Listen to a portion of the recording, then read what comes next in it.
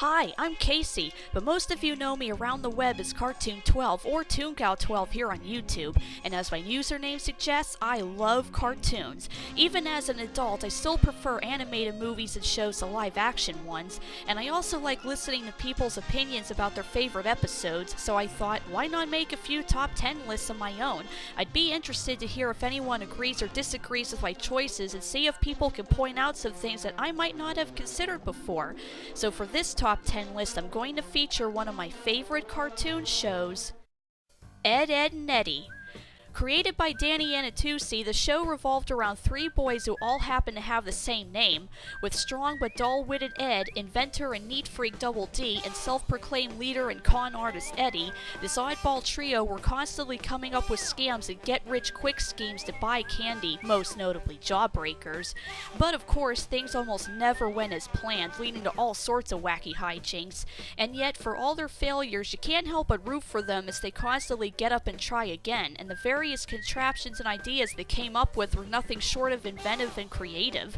With a unique art style, catchy music, a small but memorable cast of characters, and a plot focused on average kids getting into little misadventures, it's no wonder that this series became Cartoon Network's longest-running show. I have no doubt that when people think back on their childhoods, they were either one of these kids or knew one of these kids, or got into just as much goofy mischief. This list is also going to be a bit different than usual, considering that this is a comedic show, so most of my choices are really just depending on how funny I thought the episode was, and everyone has different tastes, and that's okay. This isn't necessarily a best of list, it's my own personal favorites list, and whether you agree or disagree with my choices, I'd love to hear your feedback. So without further ado, let's get started. Number 10. A Vast Ye Eds. When it's the middle of summer, who doesn't like going for a swim? Or even better, who wouldn't want to go on a cruise? When one scam goes wrong, the Eds quickly twist their mishap into a new idea, give boat rides along the neighborhood creek. But their fun time of high-sea sailing is soon derailed by pirates, or the annoying Canker sisters, that is. What makes this episode great is mostly in the fact that it takes the usual series tropes and decides to flip the script. This time, instead of a scam, the Eds scheme is more or less just a harmless, fun idea. The kids, who usually want nothing to do with the Eds, are super excited to go on a mini cruise. The Eds actually get to keep the money they earned, and Jimmy and Johnny, who are usually arguably a tiny bit annoying, actually do some cool stuff as they help to fight back against the Cankers. And up until the Cankers show up, the episode is actually fairly relaxing as the five of them go on a nice little boat ride through the woods, something I always wished I could do, in the way they're doing it, that is. By far, the best moment is when Double D shocks everyone when he shows off his skills playing the pedal steel guitar, a fact they'd periodically bring up again in later episodes. Who knew he was such a skilled musician? Apparently no one, judging by his friends' reactions. Number 9. Who, What, Where, Ed. Okay, have you ever been playing a video game with only a few objectives to complete, but found yourself getting caught up in so many side quests you practically forgot what the main mission even was? Welcome to the old school version of that. After Ed breaks every last egg in Eddy's house while trying to make omelets, long story, the trio decides to get their own chicken so they'll never run out of eggs again. Now, of course, they could have just went to Ed or Double D's house or any of the kids for eggs, but that would ruin the plot, so instead they head to Rolf to get an egg to hatch. Trouble is, Rolf won't give up the egg unless they trade for it, and thus starts off a hilarious chain as they jump from one kid to the next, trading everything imaginable, all in the quest to get a chicken. Much like a Vast Ye Eds, this episode is also a bit of a unique one in that it's one of the rare times that the Eds aren't out to get jawbreakers or hatch a scam or even make money. Instead, all they want is a chicken, and the crazy lengths they go through to get it even made me go, you know what, maybe there is a reason that money was invented. It also contains one of my favorite Ed moments. Could we borrow a cup of clams? Can Eddy come out to play? I'm right beside you, Ed. Hi, Eddy! Number 8. It's Way Ed. As a wise man once said, being like everybody is the same as being nobody. The Eds wake up one day to find that everyone else in the cul-de-sac is enjoying the latest fad, but every time the trio tries to latch on to what's popular, they're always 2 steps behind. That is, until Eddy gets the bright idea to invent their own fad. Considering the last 2 entries, I'm starting to notice a pattern that some of my favorite episodes are, oddly enough, the ones where the trio isn't scamming anyone out of their money. Granted, that's how the episode starts, but soon it shifts to them just trying to fit in with everyone else. And thus, in a weird sort of way, this episode stands out as being semi-important in that it teaches the viewer just how stupid some fads can be, and that if you want to impress people, instead of copying others, you should just create something yourself. And some of the inventions the Eds come up with are pretty creative. It certainly beats some of the so-called fads the modern internet has churned out. What's a fad? When something insignificant becomes popular. Couldn't have said it better myself, Double D. Number 7. Dawn of the Eds. Ah, now this one's a classic.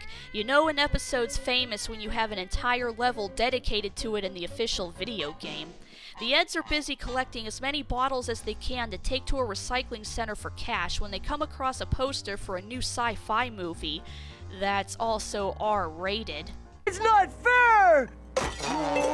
If only I were older. Don't worry, Ed. We'll see it on TV in a year. Yeah, with all the good stuff cut out. That's true.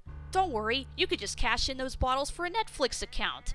Anyway, while en route to the theater, presumably to pull a Muppet Man routine, the trio gets lost along the way and finds themselves seemingly stranded in the neighborhood junkyard. There they decide to act out their own version of the movie, all while their imagination slowly gets the better of them. This episode is another rather unique one for a great many reasons. For one thing, barring just a few brief appearances from just a few other kids, the Eds are pretty much by themselves for the entire plot, leading to one of the most sweet and heartwarming episodes as we just sit back and watch the trio play pretend and have fun in ways that only kids can.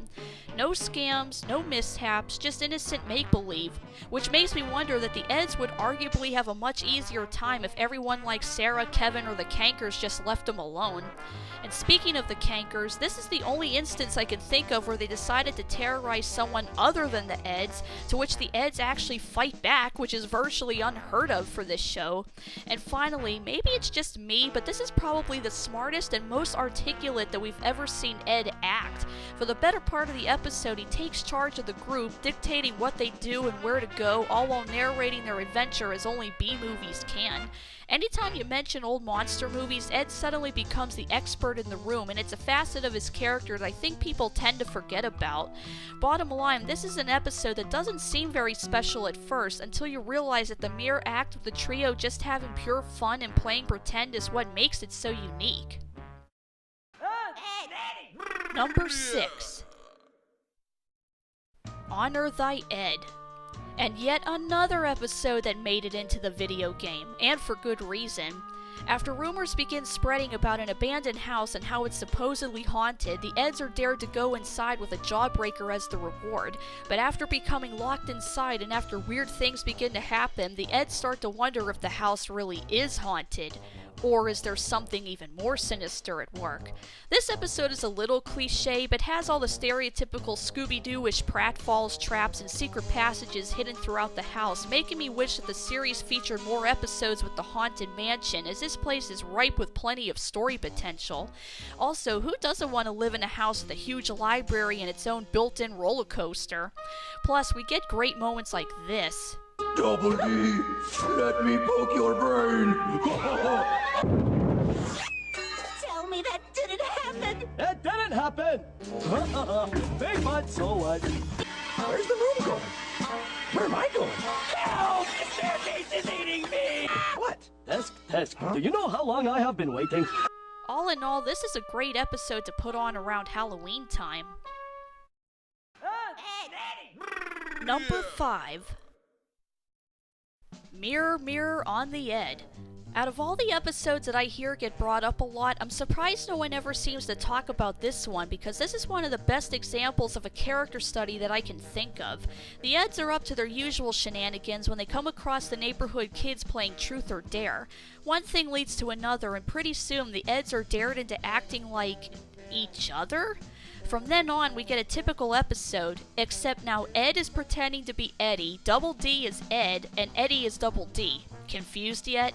Well, the kids certainly are, but don't worry, it's not as complicated as I'm making it sound, and it's both hilarious as well as interesting to see these three characters with such different personalities try to mimic each other and find out different things about their friends that they wouldn't have known otherwise.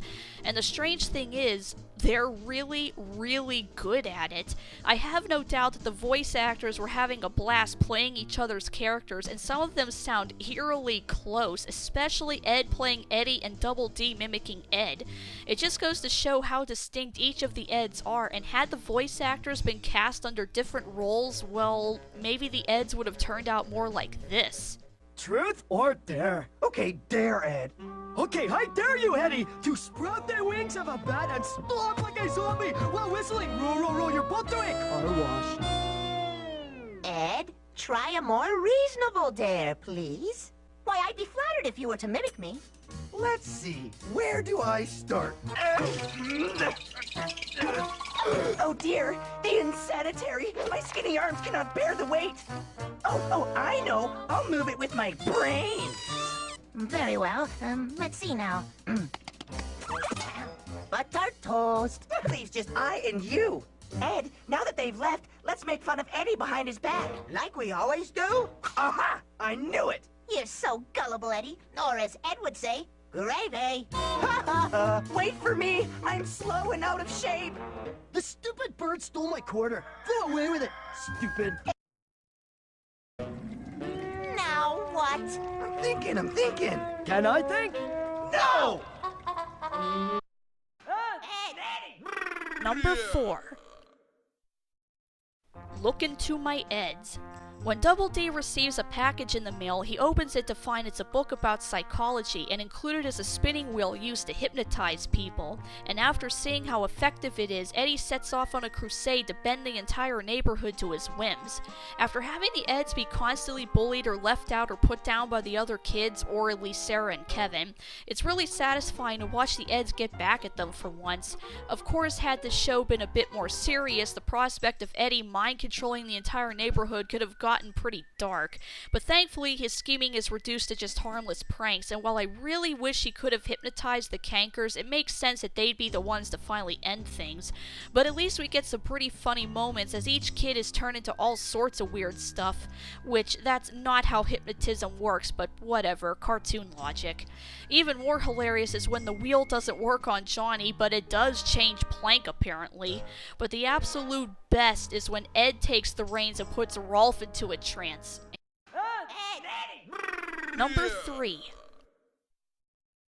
A Glass of Warm Ed. Now this is an interesting episode considering the bulk of it takes place at night, which in the early days was kind of a rarity.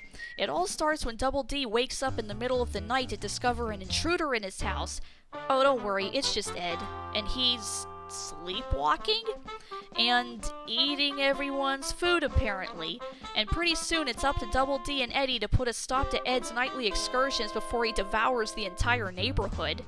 And here we go again, yet another episode that largely doesn't involve a scam. At least not until the very end, and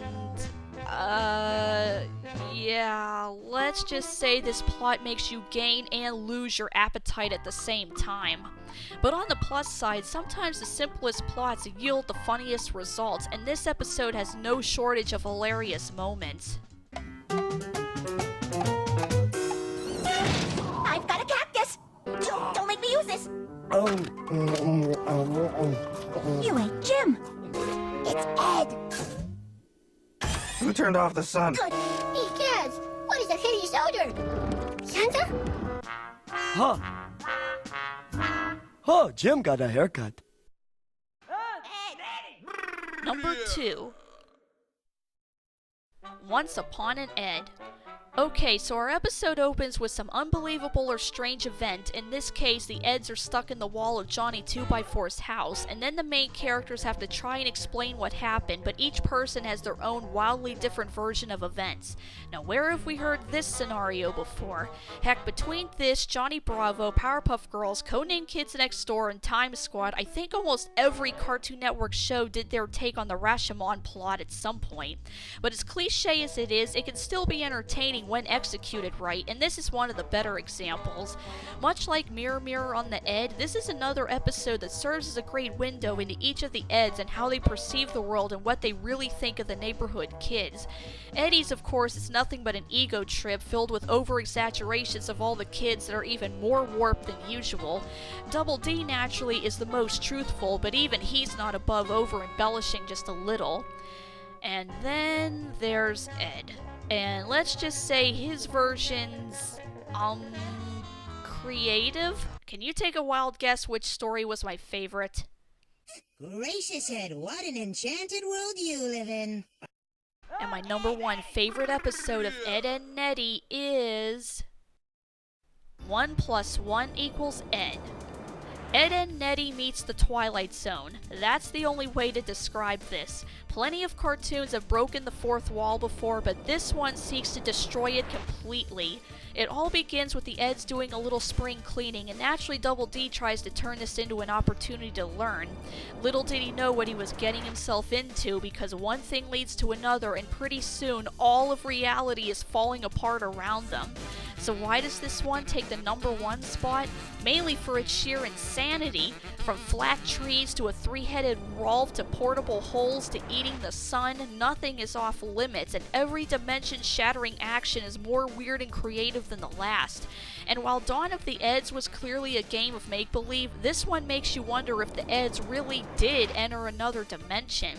And apparently it must have had some sort of impact on the series, because you notice that ever since this incident, the show would continue to have the occasional fourth wall break. Or 25 days in the pokey. Wrong cartoon, Eddie. Quack, quack! Hey, you're gonna hurt somebody. This ain't a cartoon. Well, that's faulting Kevin as usual. Kevin? Yeah, that square-headed jerk. But Kevin wasn't in this show, Eddie. Gankers! Extreme close-up! Oh, don't tell me. You have a plan, right? And the first sequence and fade to black. Did their time in the other dimension affect things more than we thought? It's a question with no clear answers, but one thing that is certain is that this pratfall into the looking glass is my pick for my favorite episode. I'm Cartoon 12, and I hope you enjoyed the countdown. I'll have more top 10 lists soon, and if you like this video, be sure to subscribe to see even more. And I'll see you all next time.